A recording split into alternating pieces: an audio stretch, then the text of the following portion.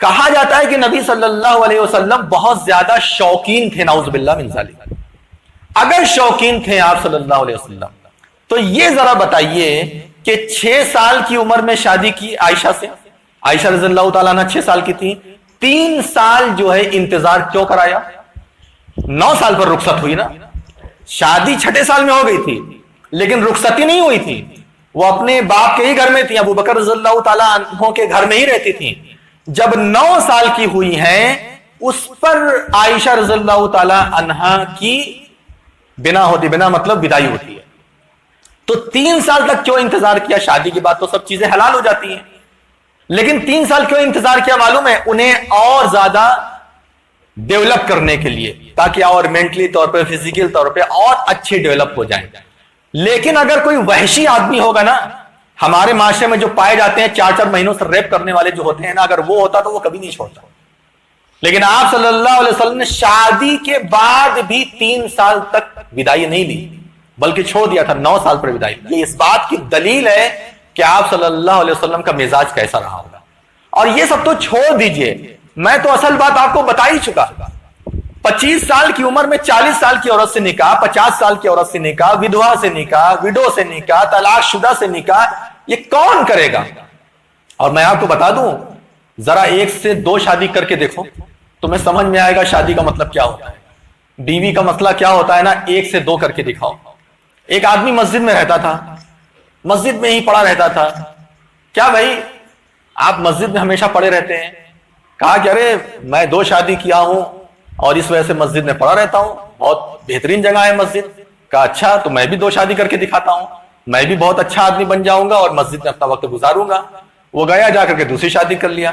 اب دوسری شادی کرنے کے بعد جو ہے جب شروع ہوئے تقاضے، ان کا نخڑا ان کا نخڑا، ان کو پورا کرو ان کا پورا کرو، ان کو 5,000 کا دلائے تو ان کو 4,500 کا نہیں دلا سکتے، ان کو بھی 5,000 کا۔ انصاف بھی کرنا ضروری ہے۔ یہ سارا کام جب شروع ہوا، پھر ادھر سے جب پھٹکار ملے، تھوڑا ادھر سے پھٹکار ملے، ادھر جھگڑا ہو تھوڑا ادھر جھگڑا ہو، اس کے بعد اپنا سر کھجاتے ہوئے مسجد میں آ کر کے بیٹھ گئے۔ وہی آدمی ملا، کیا بھائی کیا ہوا؟ ارے بڑا بیکار مشورہ دیا، یہ 2 شادی کیا ہے وہ اب مجھے سمجھ میں آیا۔ یہ شادی ہنسی کھیل ہے؟ نبی صلی اللہ علیہ وسلم نے 11-13 نکاح کیا، ایک کو بھی طلاق نہیں دیا اور ایک بھی لڑکی بھاگی نہیں۔ دکھاؤ کہیں مثالیں سے، ایک بھی کھلا نہیں ہوا، کوئی لڑکی نہیں بھاگی اور ایک کو بھی طلاق نہیں دی۔ ہمت ہے تو کر کے دکھاؤ، ذرا سنبھال کے دکھاؤ 13 عورتوں کو، 11 عورتوں کو سنبھال کے دکھاؤ۔ تم سے 2 نہیں سنبھل پائیں، ایک نہیں سنبھل پاتی ہے جی، 2 تو چھوڑو 3 چھوڑو۔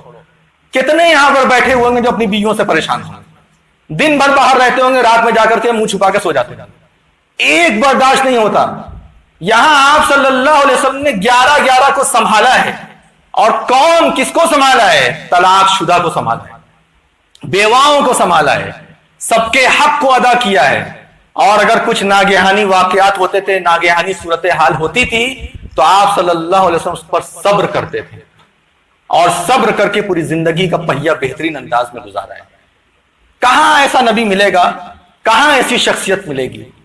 یہ اسلام کے بڑھتے ہوئے قدم سے ناراض ہیں، ان کو اسلام سے دشمنی ہے، اسلام کی تعلیمات سے دشمنی ہے، مسلمانوں سے دشمنی ہے، اور یہ دشمنی میں ایسے ہی مرتے چلے جائیں گے۔ اللہ تعالیٰ نے فرمایا قرآن کے اندر، جب کفار مشرکین ناراض ہوتے تھے، کہا اللہ تبارک و تعالیٰ نے قل موتوا بغیظکم، اپنی نفرت میں اپنے غصے میں مر جاؤ۔ تم ہمارے سے غصہ کرتے کرتے کرتے کرتے ہماری حسد میں ہی تم مر جاؤ گے، اسی میں تمہاری موت ہے۔ تمہیں اپنا نہیں دکھائی دے گا، اپنی زندگی نہیں دکھائی دے گی، تمہیں مسلمانوں کی ہنسی خوشی، مسلمانوں کا قانون دیکھ دیکھ کر کے اتنی جلن ہوگی، اسی میں تم مرتے رہو گے۔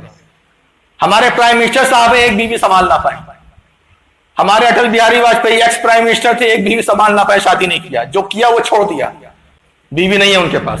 سنبھال کے ذرا دکھاؤ، خالی پٹر پٹر پٹر پٹر کرنے سے کچھ نہیں ہوتا۔ عملی میدان میں آؤ، فطرت میں آؤ، اور جب عملی میدان میں آؤ گے تب سمجھ میں آئے گا اسلام کیا ہے۔ اللہ تبارک و تعالیٰ جو بھی دشمن اسلام ہیں، اسلام کے خلاف زبان درازی کر رہے ہیں، تو ان کے لیے کافی ہو جا۔ تو نہیں قرآن کے اندر ارشاد فرمایا کہ انا کفیناک المستہزئین، کہ ہم تیرا مذاق اڑانے والوں کے لیے کافی ہیں۔ اے اللہ تو کافی ہو جا۔ وَلَقَدْ نَعْلَمُ أَنَّكَ يَضِيقُ صَدْرُكَ بِمَا يَقُولُونَ، تو نے یہ بھی کہا ہے قرآن کے اندر کہ اے نبی جب یہ کچھ بولتے ہیں تو بولنے کی وجہ تمہارے دل کو تکلیف ہوتی ہے، وہ ہم جانتے ہیں۔ فَسَبِّحْ بِحَمْدِ رَبِّكَ، تو تم اپنے رب کی تسبیح کرو، اس کی حمد و ثنا کرو اور سجدے میں گرے رہو، اللہ تعالیٰ تمہارے لیے کافی ہو جائے گا۔ مسلمانوں کو سب کرنے کے ساتھ ساتھ یہ سب بھی کرنا چاہیے۔